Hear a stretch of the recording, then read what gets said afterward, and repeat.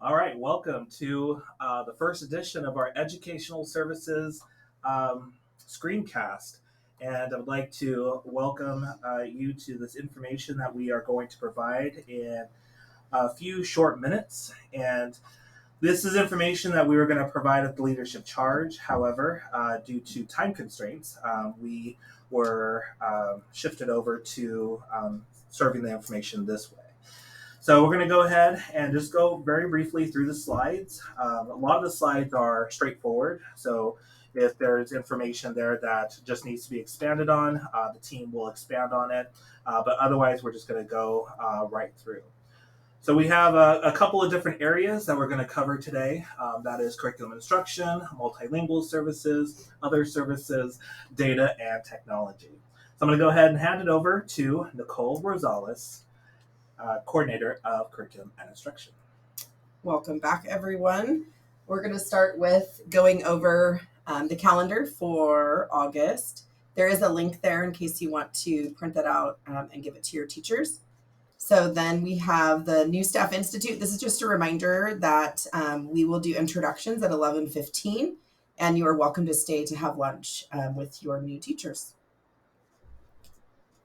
The next slide, we have our professional development for August 11th. This is a reminder of what sites we'll be at and who will be at which site. So notice that elementary and secondary will both be attending two sites, with the exception of WAMS and Sanger High.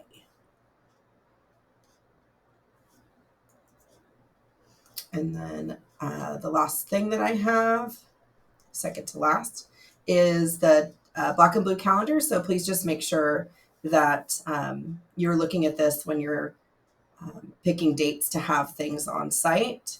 We ask that you double check this just to ensure that we have enough subs. The next slide is our professional learning plan for admin. These are all of the dates that you will be asked to come off campus. For the K-6 iReady pilots, you'll notice that is only for pilot schools. So if you are not a part of that, then you don't have to worry about it. And then letters for admin, same thing goes there. If you are not in the pilot or in the cohort, then obviously you would not attend. And then last thing being site curriculum, just wanted to make sure you have access to this. I will be sending out an email to CSPs so that they can identify items that they receive. Just know that things are still coming in. We still have a few POs that we are waiting on. So just be aware that curriculum will be coming. And you can always reach out to me if you have a question about where something is.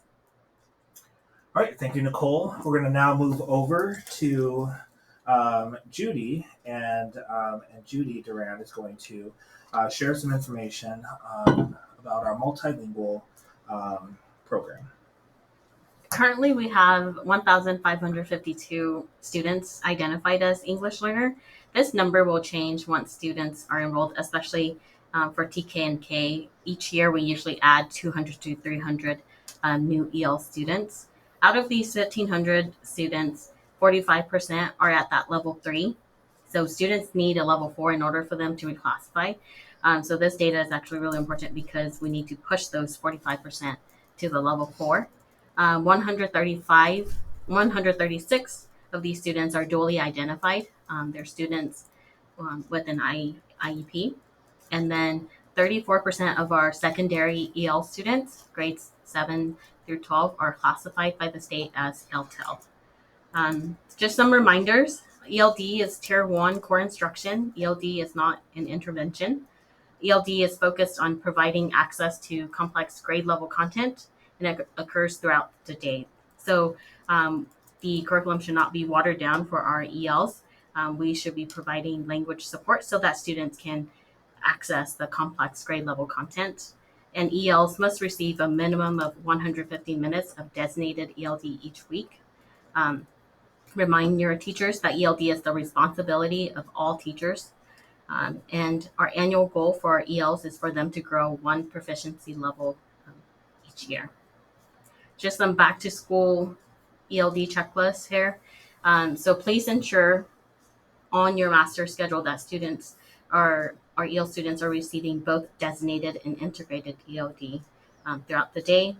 And double check and update the EL site contact list on column G so that I can get in touch with your EL site contact, because Katie and I are going to start the initial LPAC, and that your EL site contact needs to know that information. Um, Katie and I will also meet with the administrative assistants and the EL site contacts on initial assessment and identification.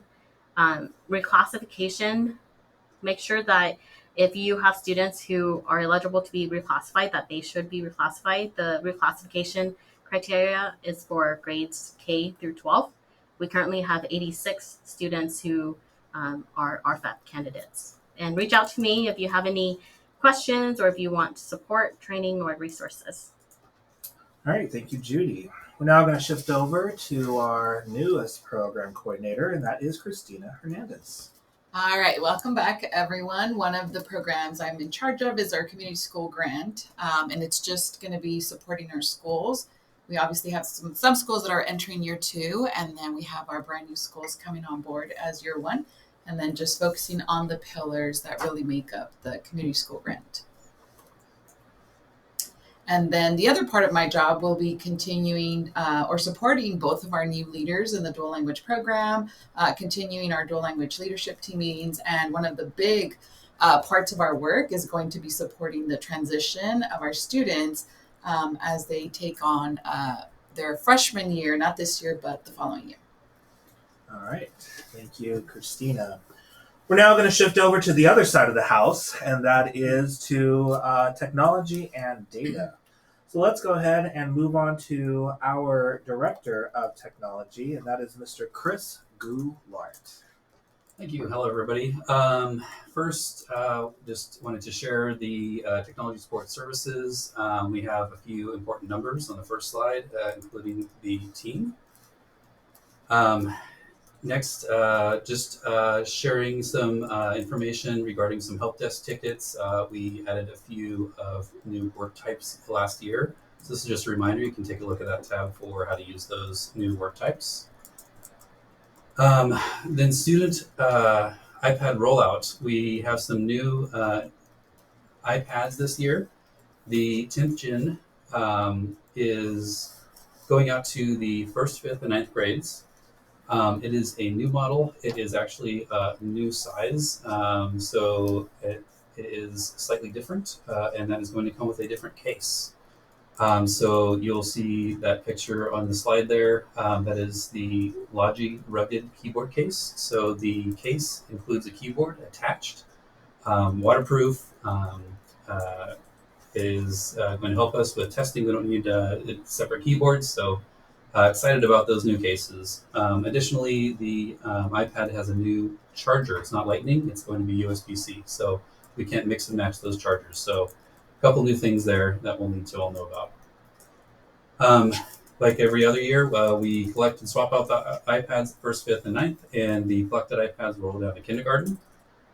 New this year, the TK PLC requested that they get 8 iPads per grade per classroom, and so we will issue those out along with a Belkin 10-pack charger.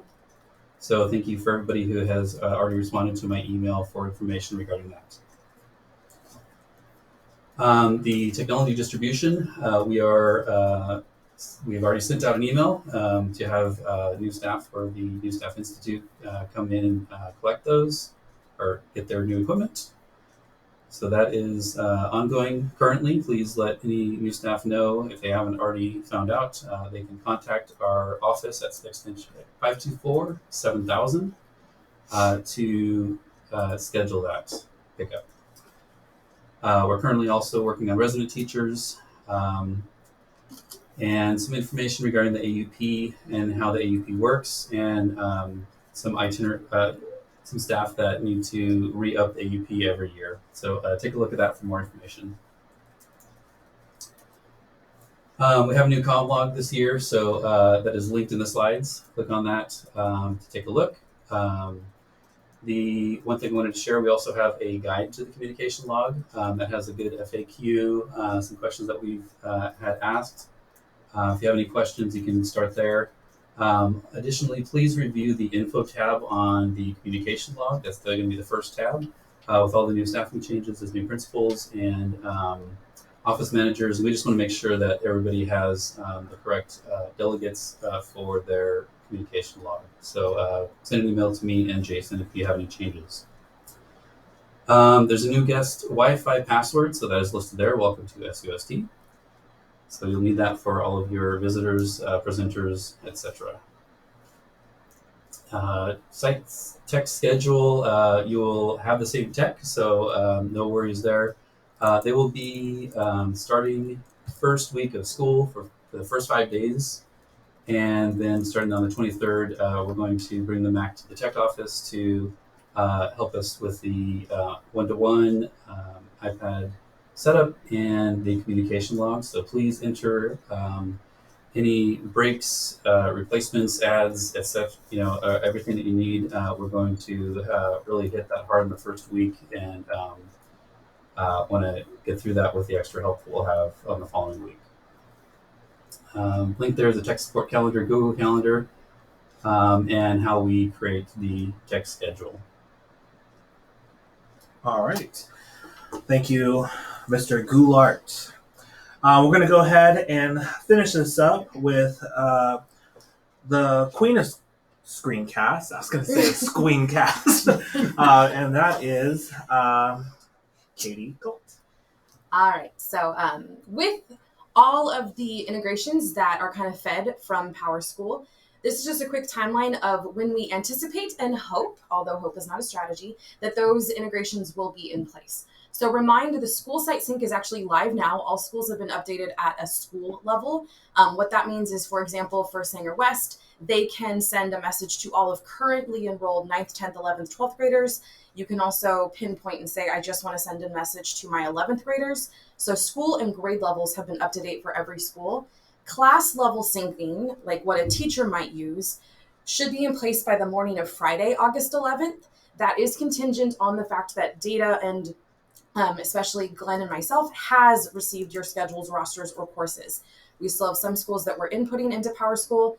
So by next Friday, for the teachers to be able to send out a reminder to their class, that should be in place. When it comes to Elevation, Illuminate, and EduClimber, we typically like to do those after rosters have kind of been more settled and movements have happened. So we want to allow time for counselors to look at schedules, make those changes, and we will start those syncing in early next week so that by August 10th, when teachers arrive, they can see their student level data within Elevation, Illuminate, and EduClimber. When it comes to Clever and other curriculum that is fed from Clever, as well as Canvas and iReady, same thing for teachers and staff. We're aiming for August 10th. And then for students, it will depend on updates to rosters because, and I'll allude to it with the Google, anytime there is a change in PowerSchool, it kind of deactivates them for a moment and then it will reactivate once they are in their new course or class, whatever the case may be. So we're aiming for that to be by the first day of school for Clever and Curriculum and iReady. Again, they might not even have their devices yet by that, especially our kindergarten class. And we don't want our kindergarten class on those platforms anyhow yet. So with Google accounts, just a reminder, any new students or any students that have changed schools, that would be all 9th grade, all 7th grade coming to WAMS and the high schools.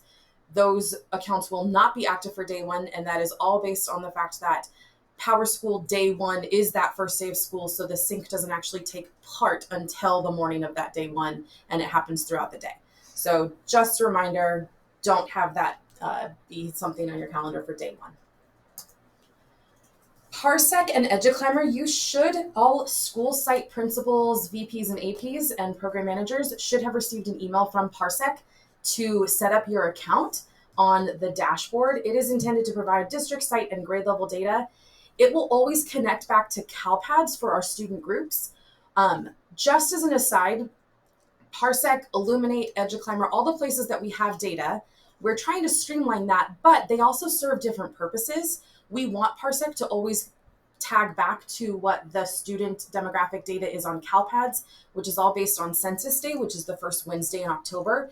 On the dashboard, and I'll show on the next slide, on the dashboard, a student is considered EL for the entire year if they were EL on that first Wednesday of October.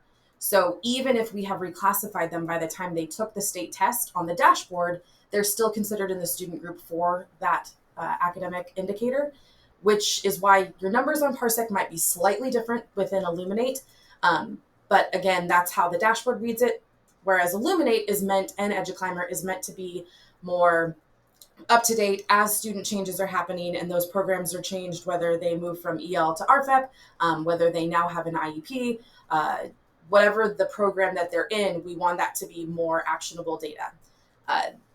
We are having the EduClimber and Illuminate up to date within a week of anything on the assessment calendar, which is linked here. So for example, after you fill in DIBELS, within a week, it will then show up within Illuminate and EduClimber. I would love to come out and have our data team train your staff for a quick 30-minute, 1-hour training on EduClimber and the data walls that are available. And we'll offer that at the TLT as well in October. This is that slide that I referenced with the dashboard and how the rules are used to put in place. And that is why the data will never precisely match within Illuminate and in Parsec. Tim went over this, but I wanted you to have the slides available to you. This is the district level preliminary results. If you go through the slides, you do see school site level results, but I also wanted to make you aware of the fact that within this Google folder, we have PDFs of everything that is currently within Illuminate for each school site. You can click on the site reports, click on your school site, and then you see a folder with last year's data and then this year's data. So we have pre-populated some downloads, but you can always go into Illuminate yourself if you would like. If you click on the logo, it will take you to those different places. All right. So we appreciate your listening and watching viewership of the Screencast. We would like to definitely follow up with any questions, comments, or concerns that you have regarding any of the information you heard today. And we will be reaching out with even more information as the weeks progress into the new school year. With that, thank you and have a great day.